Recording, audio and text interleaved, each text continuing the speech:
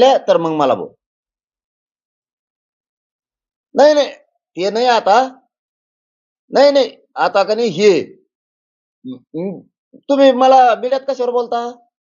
जी-आर चुकला, प्रमाणपत्र मिळालं. मग तुझ्या डोक्यात काय आहे? त्यांनी प्रमाणपत्र मिळते ते मला सांग. मी काढलेल्या जी-आरनी प्रमाणपत्र मिळत नाही, तर तुझ्या मनाने कसा काढायचा? मग ते मिळतील ना? एक सांगा ना. मग मराठ्यांपुढं हे सिद्ध झालं आता, की हे लोकं जरांगे पाटील इमानदारीनं काम करतोय, फक्त यांना करून द्यायचं नाहीये. कारण हे कोणाच्या तरी ऑफिसला आहेत. शिंदे साहेबाच्या तरी ऑफिसला आहेत, फडणवीस साहेबाच्या तरी आहेत, अजितदादाच्या तरी आहेत, विखे पाटलाच्या तरी आहेत. हे कोणाच्या ना कोणाच्या तरी दारात आहेत. तसे यांचे फोटो आहेत सगळ्यांचे. काही-काही तर शिंदे साहेबाला भेटून आलेत, मग उपोषणला बसलेत. काही-काहींना शिंदेचं ऐकून शिरसाटने बसवलंय.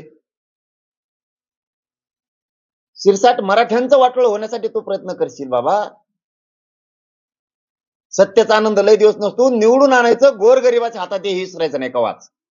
हो. आज तुम्ही शायनिंग करणार, तुम्ही माजुड्यासारखं आंदोलन उभा करणार, बोलणार.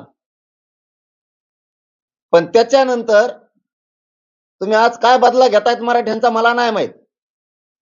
आंदोलन मराठ्यांच्या विरोधात उभा करून, पाठबळ देऊन. पण हेच लोक पुढं त्या पदावर कधीच येऊ देणार नाहीत. इतके अपमानजनक पाडणार. मग तुमची झाक उघडत त्या टायमाला. आपण चिल्लर चाळे करायला गेलो. त्याचं माझं काहीच नाहीये. तरी शिंदेचं ऐकून त्याने आंदोलन उभा केलं. मराठ्यात फूट पाडली. ते जाऊ द्या. ते बघतो मी. निवडणुका येणारच आहेत, जाणारच आहेत. ते बघतो. टायमाला मी बी खुनशी मी बरोबर करतो. माझं सरळ म्हणणं आहे, की मराठा समाजाचे काही समन्वयक आणि काही अभ्यासक जे आटापिटा करतायत ना, हे बदल, हे चुकीचं, हे याव झालं, हे त्याव झालं. बोलल्यावर येत नाही त्याच्यामुळे खुर्च्या रिकाम्या ठेवल्या. पोरांना बसू दिलं नाही म्हणलं बसू नका कुणी. परत म्हणते गज भरलं होतं. ते बोलावर येत नाहीत. 50-100 किलोमीटर लांब जातात आणि मग इवळत येत. मराठ्यांच्या डोक्यात आलं, हे लोक काही अभ्यासक समन्वयक मराठ्यांची एकनिष्ठ नाहीत. अजिबात एकनिष्ठ नाही ते. हे पक्षाशी किंवा कोणाशी तरी एकनिष्ठ आहेत.